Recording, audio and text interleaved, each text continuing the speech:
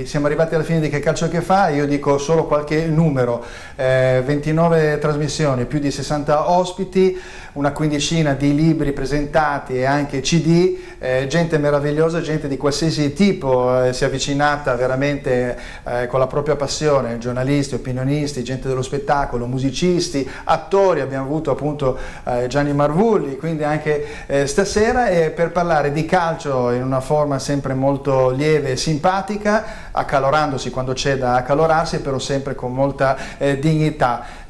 Proseguiremo la prossima stagione e lo vediamo con questo appuntamento che non è più valido da settimana prossima, ma che richiama in qualche modo la partecipazione appunto in TV di Lombardia TV, di SM Radio per ciò che riguarda la radio, e poi ovviamente siamo sul web con www.checalciochefa.com e .it, perché all'interno noi siamo una piccola famiglia, e quindi io intanto ringrazio Roberto e Claudio Fontana per ovviamente l'emissione su Lombardia TV. Ringrazio, un grosso abbraccio al nostro regista Massimo Adriani, che è stato veramente molto paziente con tutte queste slide, essere molto puntuale tutto l'anno. Ringrazio Marco Rachela per CV Music Radio, e quindi ovviamente ringrazio tutti gli ospiti che sono intervenuti, e inizio ovviamente da stasera a ringraziare Alessandro Iacobone, grazie. Grazie Fulvio dell'invito, è stato piacevole, un bel salotto per parlare del calcio in maniera simpatica, tranquilla e soprattutto educata e moderata, cosa che ultimamente non è facile.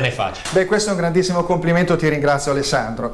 Gianni Marvulli, grazie per essere venuto qui. Grazie a voi, grazie a te e tutto il tuo pubblico, veramente mi sono trovato molto bene. Benissimo, grazie. E poi vabbè, il caro Armato, il milanologo, salutiamo. Un augurio per tutto un buon calcio per il Milan e l'Inter, tutte le squadre, insomma il calcio italiano deve chiaramente risalire, e sembra che ci sia qualche avvisaglia positiva da questo punto di vista. Grazie Alessandro Carra. Grazie a te Fulvio per l'invito, anzi il doppio invito, visto che è stata la mia seconda presenza. Ricordiamoci sempre che il calcio è un gioco e va preso proprio perché è un gioco. Benissimo, ricordiamoci che è proprio un gioco, e noi siamo qua e giocheremo insieme anche la prossima stagione. Che Calcio Che Fa con Fulvio Floridi a Lombardia TV e CV Music Radio. Alla prossima stagione, buona estate e buon calcio.